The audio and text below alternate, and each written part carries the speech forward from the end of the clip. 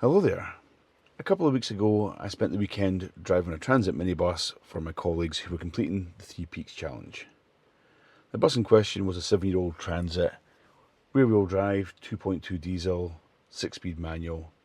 It had a lot of miles on it, and it had a fair few problems.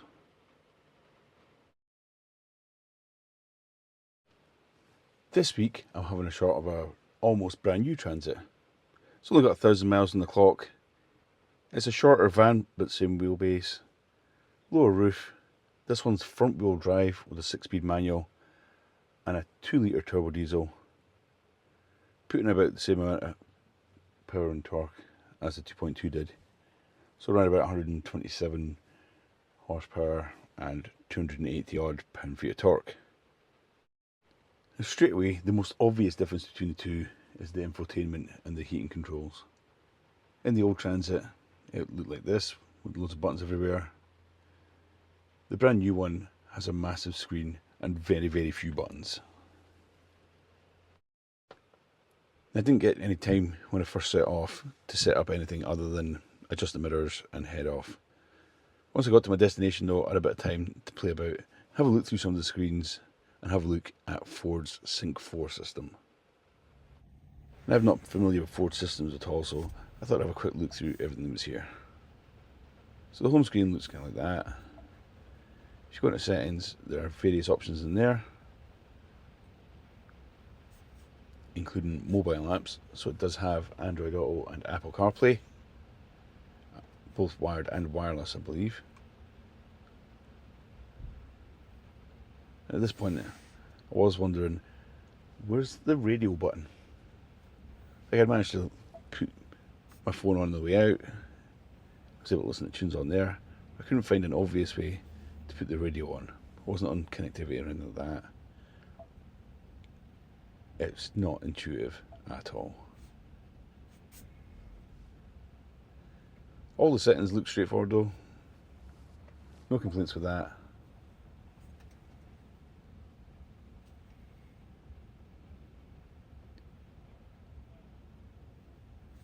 And yeah, it's rated my driving. And 89 for acceleration. Oops.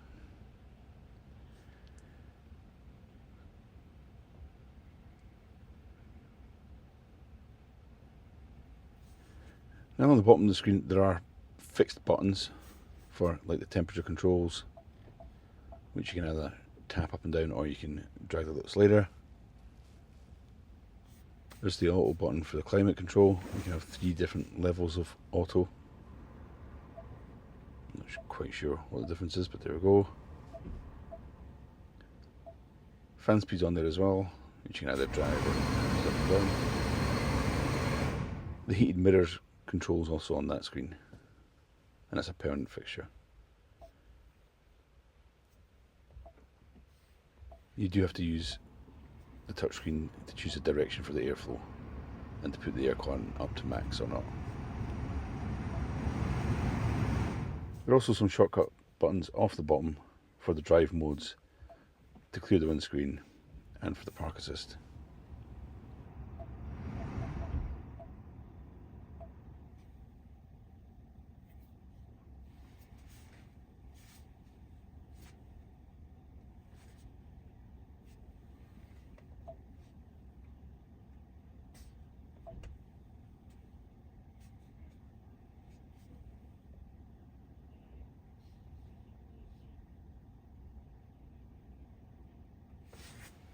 Now while I was playing about here, I stumbled across the way to turn the radio on.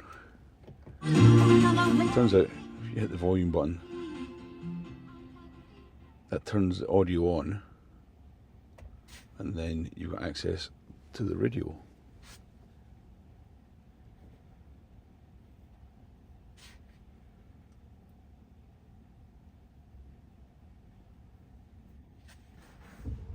And now that I had the breadcrumb for that, I realised that once I had my music playing, if I want to switch the radio,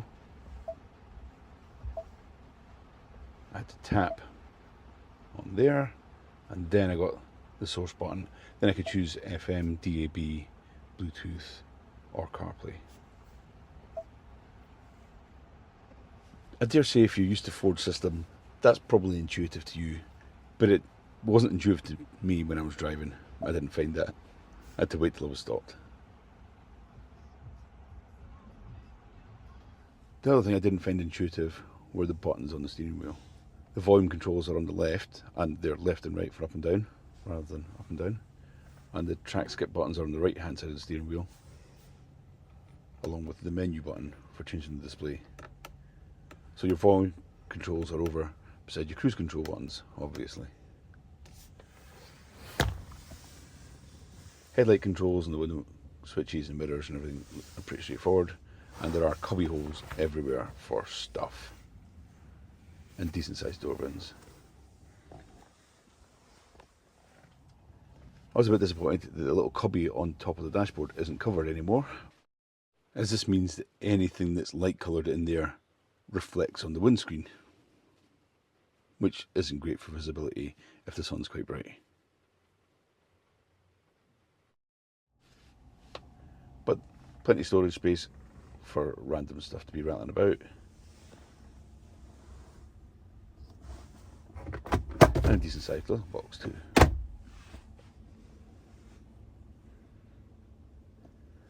The 12 volt and USB on the dash, and an extra cup holder below the gear stick. And there is a little table that pops out from the passenger seat, which is quite handy for having your breakfast or whatever.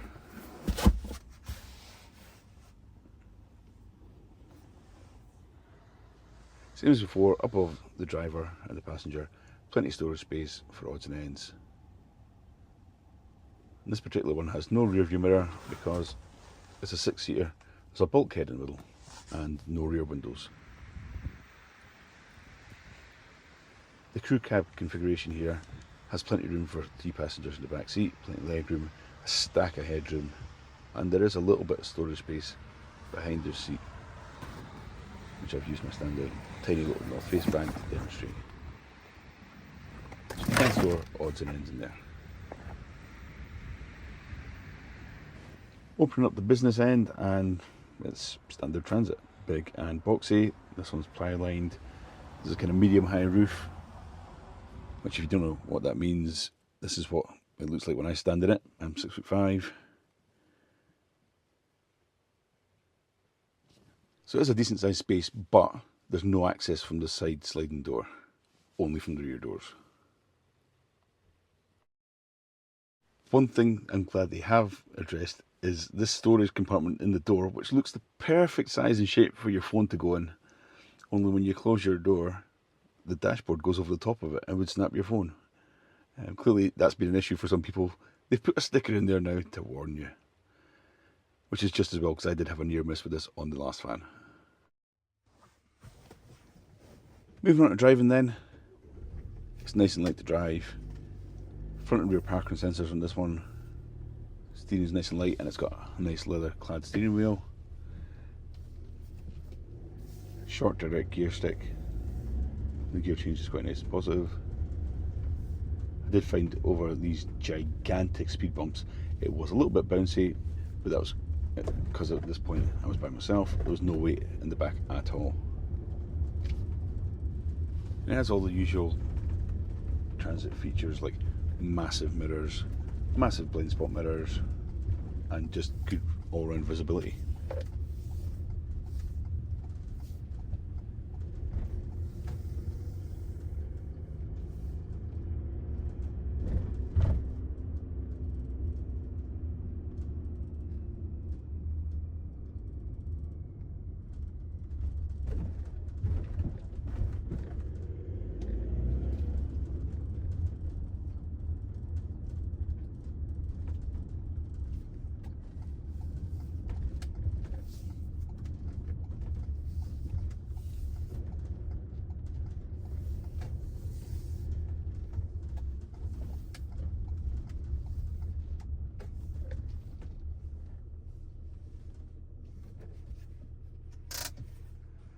Just so you can see how big those speed bumps actually are, here's the external view.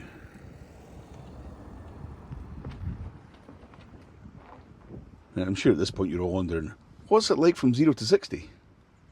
Well, here you go.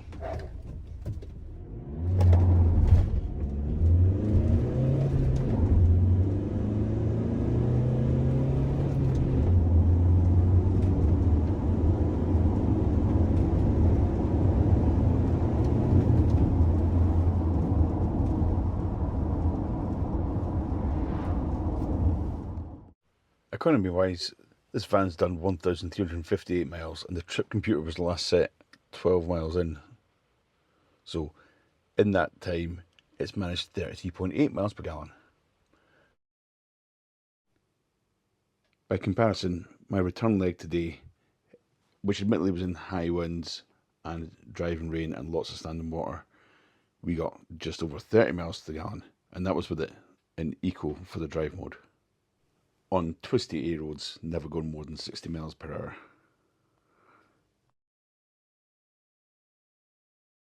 I did have to pop a little bit of fuel in just to top it up today, and the fuel filler is between the two side doors on the passenger side, and the Adblue filler is also in there as well.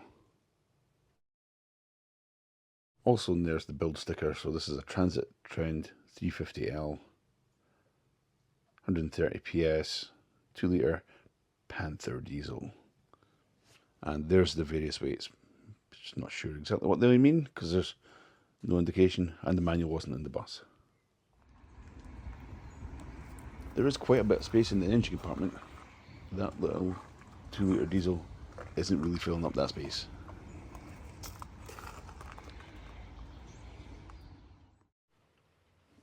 Overall then, I find this quite an impressive vehicle. Back in the day, I used to work for a hire car company and we had LDV convoy minibuses and Fiat Ducato vans, some of which didn't have power steering, some of them didn't have turbos on the diesel engines, and they were dire to drive. This thing's just like driving a big car. Gearbox is nice, decent amount of power, it cruises nicely in 6th gear, the seats are comfortable, infotainment's good, aircon is great. How things have changed.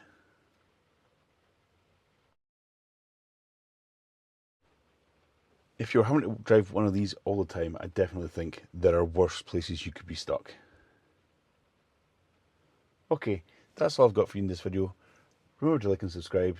Thanks for watching. I'll catch you next time.